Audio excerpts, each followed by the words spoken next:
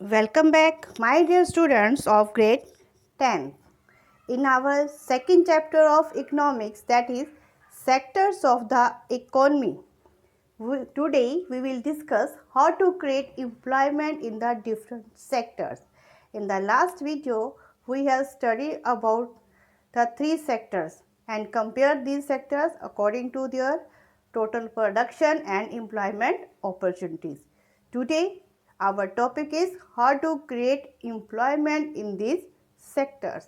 Let us start today's work. Last lecture, we have discussed about the three sectors and compared them according to the GDP and the employment opportunity. और हमने ये देखा था कि production तो तीनों sectors में बड़ी है, पर as compare to the other sector जो एम्प्लॉयमेंट अपॉर्चुनिटीज़ हैं वो एग्रीकल्चर सेक्टर्स में ही ज़्यादा बढ़ रही हैं. मीन्स एग्रीकल्चर सेक्टर में ज़्यादा लोग काम कर रहे हैं तो वहाँ पर ज़्यादा लोगों की ज़रूरत है, पर एक्चुअली ऐसा नहीं है. वहाँ पर ज़्यादा लोग काम तो कर रहे हैं पर most of the peoples are underemployed. Underemployed कैसे हैं? फॉर एग्ज़ाम्पल, अगर एक लैंड है और उस पर 4 लोगों की ज़रूरत है काम के लिए, पर एक्चुअली वहाँ पर 8 पीपल्स काम कर रहे हैं, इट मीन्स जो 4 हैं दे आर एक्स्ट्रा. अगर उनको वहाँ से काम से निकाल भी देते हैं तो टोटल प्रोडक्शन पर कोई भी अफेक्ट नहीं पड़ता. देखने में तो वो 4 लोग जो है काम कर रहे हैं पर actually they are not doing any work. Means जो उनका पोटेंशियल है उसके अकॉर्डिंग वो काम नहीं कर रहे. तो these 4 peoples are underemployed. Here is the definition of under employment.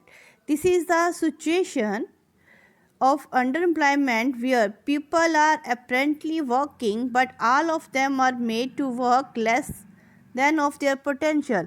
वहाँ देखने में तो लग रहा है कि लोग काम कर रहे हैं पर actually they are working less than their potential. इस तरह की जो अनएम्प्लॉयमेंट होती है हम उसे डिसगाइज्ड अनएम्प्लॉयमेंट भी कहते हैं. डिसगाइज्ड अनएम्प्लॉयमेंट, हिडन, छिपी हुई बेरोजगारी जो हमें दिखाई नहीं देती है. उसके कंट्रास्ट अगर हम देखा जाए, कोई आदमी है जिसके पास कोई काम नहीं है, वो आइडल बैठा है, हमें दिखाई दे रहा है कि उसके पास कोई काम नहीं है, that is unemployed, open unemployment. But जहाँ पर क्या सिचुएशन है, काम पर तो लगे हुए दिखाई दे रहे हैं पर actually they are not working, that is disguised unemployment. Mostly हमें ये अनएम्प्लॉयमेंट कहाँ देखने को मिलती है? रूरल एरियाज़ में. पर अगर हम देखें तो ये अनएम्प्लॉयमेंट हम सिटीज़ में, अर्बन एरियाज़ में भी देख सकते हैं. अर्बन एरियाज़ में mostly we can find the casual workers जो डेली एम्प्लॉयमेंट को सर्च करते हैं. उन्हें किसी दिन तो काम मिल जाता है, किसी दिन काम नहीं मिलता. Like painters, plumbers, repair person and other और जॉब्स. तो इसमें हमें ये लगता है कि वो काम कर रहे हैं, पर किसी दिन वो काम कर रहे होते हैं, किसी दिन काम नहीं कर रहा. देखने में तो ऐसा लग रहा है कि वे काम कर रहे हैं पर एक्चुअली जो उनका पोटेंशियल है वो पूरा यूज़ नहीं हो रहा. These are also the underemployed person. Similarly service sector में भी ऐसे लोग मिलते हैं जो सारा दिन तो काम करते हैं, like they are street pushing cart और सेलिंग समथिंग, जहाँ पर सारा दिन मेहनत करते हैं, लास्ट में उन्हें बहुत कम ही इनकम मिलती है. These are also underemployed. पर हम जहाँ पर ये क्वेश्चन है कि कोई दूसरा काम क्यों नहीं कर सकते? क्यों नहीं कर सकते? क्योंकि उनके पास कोई और अल्टरनेटिव नहीं है. They are doing this work because they do not have any better opportunity. क्योंकि उनके पास कोई और बेटर अपॉर्चुनिटीज नहीं है, so they are agree to do that work.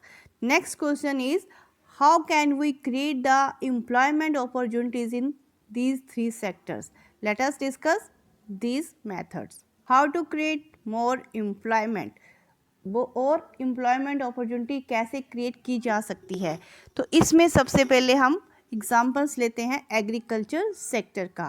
Let us take the example of a farmer named Lakshmi. उसके पास 2 hectares plot है but that is unirrigated. वहाँ पर इरिगेशन फैसिलिटीज़ नहीं है. सपोज गवर्नमेंट उस पर स्पेंड करती है कुछ मनी, या फिर वो बैंक से लोन लेती है, जिस कारण से वो इरिगेट कर सकते हैं लैंड को बाय कंस्ट्रक्टिंग अ वेल। इससे क्या होगा, वो लैंड इरिगेट, जैसे wheat crop during the rabi season, अब ज़्यादा क्रॉप्स लगाएगी जिस कारण से कुछ लोगों को और काम मिल सकता है because of the other activities like sowing, watering, fertilizer etcetera. इससे जॉब क्रिएट हो जाएंगी। इससे अब 2 मेंबर्स को और काम मिल रहा है। अनदर मेथड दैट इज़, अगर गवर्नमेंट ये डिसाइड करती है कोई डैम बनाने के लिए या फिर कैनल्स डग करवाएगी, इससे क्या होगा, इरिगेशन फैसिलिटीज़ मिलेंगी लोगों को, और जब वो डैम बनवाएगी उससे कुछ लेबर को काम मिलेगा डैम पर करने के लिए। तो इससे 2 जगह एम्प्लॉयमेंट अपॉर्चुनिटीज़ क्रिएट होंगी। एक, इससे तो इरिगेशन लैंड में इंक्रीज़ होगा, फार्मर्स को काम मिलेगा। सेकेंडली, डैम पर काम करने के लिए लेबर की ज़रूरत होगी, तो वहाँ भी एम्प्लॉयमेंट क्रिएट हो सकती है। तो ऐसे बहुत से फार्मर्स हैं जैसे लक्ष्मी और दूसरे फार्मर, अगर उन्हें इरिगेशन फैसिलिटीज़ मिल जाएंगी तो जिस कारण से प्रोडक्शन इंक्रीज़ होगी, तो वो एक्स्ट्रा प्रोडक्शन को वो मार्केट में सेल कर सकते हैं। इसके लिए उन्हें ट्रांसपोर्ट फैसिलिटी चाहिए होगी और स्टोरेज फैसिलिटीज़ भी चाहिए होगी। अब जो ट्रांसपोर्टेशन फैसिलिटी या फिर स्टोरेज फैसिलिटीज़ के लिए, जब वो स्टोरेज फैसिलिटीज़ क्रिएट करेंगे तो वहाँ पर भी काम करने के लिए वर्कर्स चाहिए होंगे, या ट्रांसपोर्टेशन फैसिलिटीज़ क्रिएट करेंगे तो उसके लिए सड़कें बनवानी पड़ेंगी, बेटर रोड्स बनाएंगे, वहाँ पर मिनी ट्रक्स चलेंगे, जिस कारण से जब सड़कें बनाई जाएगी तो लेबर को काम मिलेगा, और जब वहाँ पर जो ट्रक्स या ट्रांसपोर्टेशन फैसिलिटीज़ क्रिएट किए जाएंगी तो ट्रांसपोर्ट करने के लिए भी, ट्रेडिंग सर्विस करने के लिए लोगों को काम मिल जाएगा। इससे यहाँ पर दोनों तरह से एम्प्लॉयमेंट अपॉर्चुनिटीज़ क्रिएट हो रही हैं, ट्रांसपोर्टेशन में भी और स्टोरेज फैसिलिटी प्रोवाइड करवाने में। Another method to create the employment, अब लक्ष्मी जैसे जो फार्मर्स हैं उन्हें सिर्फ वाटर फैसिलिटी तो नहीं चाहिए, दूसरी और भी नीड्स होती है जैसे seeds, fertiliser, agriculture equipments, pump set etcetera. तो इसके लिए उन्हें मनी चाहिए, और वो मनी कहाँ से बारो करेंगे, मनी लेंडर से। पर वहाँ पर एक प्रॉब्लम है, उन्हें हाई रेट ऑफ इंटरेस्ट देना पड़ेगा। तो इसके लिए गवर्नमेंट क्या कर सकती है, बैंक्स की फैसिलिटी दे सकती है, इससे उन्हें रीजनेबल रेट पर इंटरेस्ट मिलेगा। जब ये बैंक खुलवाए जाते हैं तो बैंक में काम करने के लिए वर्कर्स चाहिए, तो वहाँ भी जॉब अपॉर्चुनिटी क्रिएट होगी। जब लोगों के पास पैसा आएगा जिससे वो ज़्यादा काम करेंगे, अपनी एग्रीकल्चर ज़्यादा होगी, तो वहाँ पर भी अपॉर्चुनिटीज़, एम्प्लॉयमेंट अपॉर्चुनिटी इंक्रीज़ हो जाएगी। These are the different methods to create employment opportunities in the primary sector or agriculture sector. Now we will discuss how to create the employment opportunities in the secondary sector. तो इसके लिए government ये पहले check करेगी उन्हें किस प्रकार की इंडस्ट्रीज़ और कौन सी इंडस्ट्रीज़ लगानी चाहिए जिससे एम्प्लॉयमेंट अपॉर्चुनिटीज़ क्रिएट की जा सकती है। फॉर एग्जांपल, अगर ये फार्मर्स ये डिसाइड करते हैं कि वो कुछ दालें जैसे अरहर, चिकपी उनको प्रोड्यूस करेंगे, उनकी प्रोडक्शन करेंगे, तो गवर्नमेंट ये देख सकती है तो वो दाल मिल स्टेब्लिश करेगी टू प्रोक्योर मतलब उनको खरीदने के लिए और प्रोसेस करने के लिए और मार्केट में सेल करने के लिए। इससे क्या होगा, इससे और अपॉर्चुनिटीज़ क्रिएट होंगी। इसके अलावा वो कोल्ड स्टोरेज हाउस भी खोल सकती है कि जिस कारण से फार्मर्स जो भी एक्स्ट्रा प्रोडक्शन होगी उन्हें स्टोरेज हाउस में जमा करवा सकते हैं, और जब उसके प्राइजेस बढ़ेंगे तो उन्हें अच्छे दाम पर वहाँ पर बेच सकते हैं।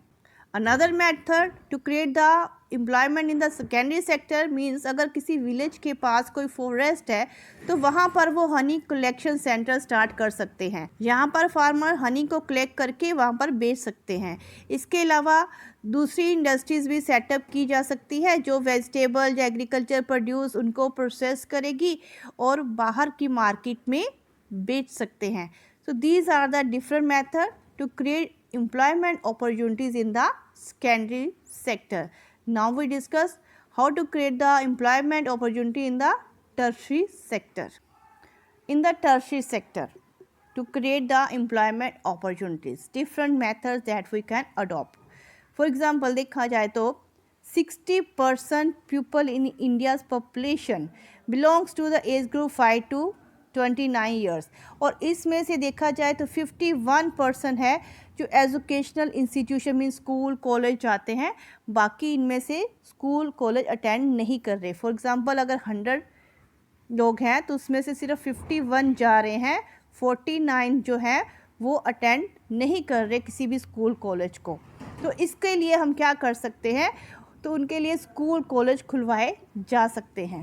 लोग जो स्कूल कॉलेज अटेंड नहीं कर रहे वो क्या करेंगे, work as a child labour. तो इसके लिए गवर्नमेंट क्या कर सकती है, स्कूल और कॉलेज खुलवाएगी, जिस कारण से हमें और स्कूल बिल्डिंग्स की ज़रूरत पड़ेगी, ज़्यादा टीचर्स चाहिए और स्टाफ चाहिए। तो इसके अकॉर्डिंग प्लानिंग कमीशन ने ये सर्वे किया है, अगर हम ऐसा करते हैं तो एजुकेशन सेक्टर में ही only we can create the 20 lakh jobs, 20 lakh jobs create की जा सकती है एजुकेशन सेक्टर में। Another method that we can use that is improve the health situation. इसके लिए क्या करेंगे, ज़्यादा हॉस्पिटल्स खोले जाएंगे ताकि लोगों की हेल्थ अच्छी हो सके। तो we can need more doctor, nurse and health workers.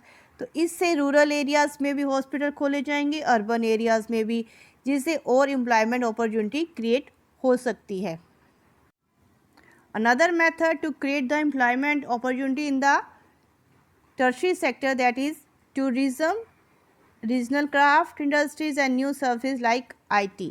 अगर हम किसी भी एरिया में टूरिज़्म या रीजनल क्राफ्ट इस तरह की एक्टिविटी स्टार्ट करते हैं तो इससे भी एम्प्लॉयमेंट बढ़ सकती है। एक सर्वे के अकॉर्डिंग अगर हम ऐसा करते हैं तो सिर्फ टूरिज़्म सेक्टर में ही 35 लाख जॉब क्रिएट की जा सकती है। तो these are the different suggestions that can be used to increase the employment in this sector, but these methods are not short term, these are the long term methods। इसको implement करने के लिए time चाहिए। तो इसके लिए इस problem को सॉल्व करने के लिए गवर्नमेंट ने एक और नई स्कीम स्टार्ट की है that is right to work. इसके अकॉर्डिंग गवर्नमेंट ने 625 डिस्ट्रिक्ट में स्टार्ट किया है एक MNREGA 2005 Mahatma Gandhi National Rural Employment Guarantee Act. इसके अकॉर्डिंग जो लोग काम करना चाहते हैं और जिन्हें काम नहीं मिल रहा है तो उन्हें रूरल एरियाज़ में ये गारंटी दी जाती है कि 100 डेज़ के लिए एम्प्लॉयमेंट दी जाएगी और ये गवर्नमेंट उन्हें प्रोवाइड करवाएगी। अगर गवर्नमेंट फेल हो जाती है कि वो उन्हें एम्प्लॉयमेंट नहीं दे पाती, काम नहीं दे पाती, तो गवर्नमेंट उन्हें अनएम्प्लॉयमेंट अलाउंस देगी, मीन घर बैठे ही उनको पैसे दिए जाएंगे ताकि अपनी बेसिक नीड्स को पूरा कर सके। So these are the different methods that can the government adopt to increase the employment opportunities in the primary sector, secondary sector and the tertiary sector.